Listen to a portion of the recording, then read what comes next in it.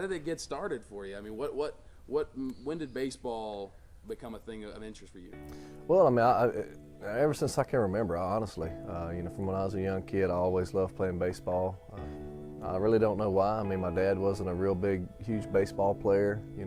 My brothers wasn't huge baseball players, but I think it was one thing that I found out that I was decent at, and I had some talent playing it. And then once I got into competitive baseball in Phoenix City at the Dixie youth levels, it was just something that I loved, and honestly, I was really nowhere else I wanted to be besides on the baseball field. When I wasn't on the baseball field playing Little League, I was in the backyard, pestering my dad to go out and play catch with me and hit me fly balls and that sort of thing. Did you have a favorite team growing up? Were you a Braves fan? I was a Braves fan. I think everybody in the South, was a Braves fan. It was America's team.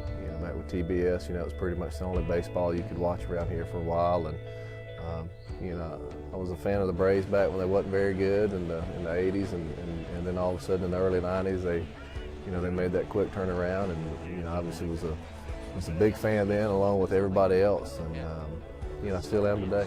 At what point did you realize that you had, like, I can do something with this, where it was more than just I'm good enough to play high school ball? It's like I can go to college and do something with this. Well, I'm guessing probably towards the end of my high school years. When I got into high school, I played my freshman year baseball at Smith Station, and played baseball there, and really that was one of the first times where I realized that I could probably play with some of the older kids. But I was able to do it, and then I realized, right after that, I transferred to Glenwood. Glenwood had a really great baseball program, and the coach at Glenwood at the time was my summer league coach. But those last 3 years at Glenwood was when I realized that, okay, I'm a real small, skinny kid from Salem, Alabama, and I'm not quite sure what this baseball thing is gonna do for me, but I feel like there's a chance that I can either get an education, some kind of an education, whether it be junior college or four-year school or something, and try to do something, use baseball to create some kind of opportunities.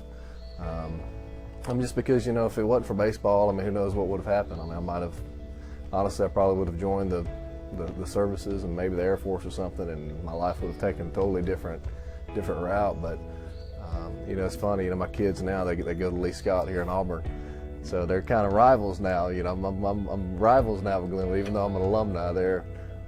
It's when we first moved here to Auburn, he was like, you gonna send your kids to Glenwood or Lee Scott? And I was just like, man, Lee Scott's like 2 miles from my house. So, but I'm really proud of what they've done over there, and it's fun to watch from afar, even though I'm not necessarily a part of it.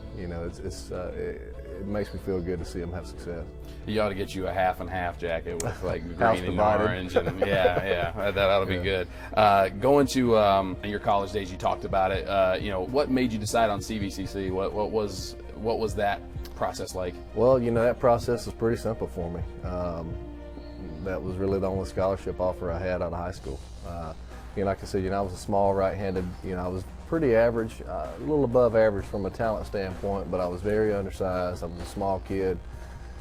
Playing in a small private school, that's not going to wow a lot of schools for scholarship offers. So, I went to high school with B.R. Johnson's daughter. So, he was able to watch me play, and there was something there that he liked, and he took a liking to me, and obviously, I had that opportunity to play at Chattahoochee Valley, and it was a blessing for me just because, I had a chance to go to Chattahoochee Valley.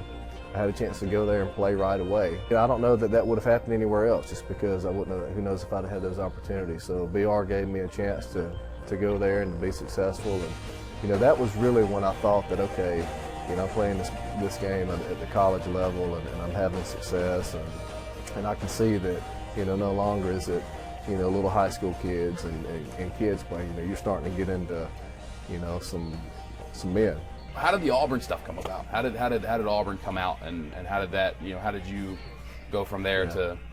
Well, after my freshman year, I had a pretty good freshman year at CV, and then from there I just started getting recruited by some bigger schools, which it kind of blew me away because the year earlier I got one scholarship offer from CV, and all of a sudden, I was getting recruited by Alabama and Auburn and Mississippi State, and it was almost, I almost thought people were playing jokes on me at first when I started getting these phone calls from schools. And so, I went on a recruiting trip to Auburn, and it was a great trip. It was honestly, it was the first time I'd ever been to Auburn University. I'd never even been to Auburn. As close as I lived to Auburn, I'd never even been up there, and because at the time I was an Alabama fan.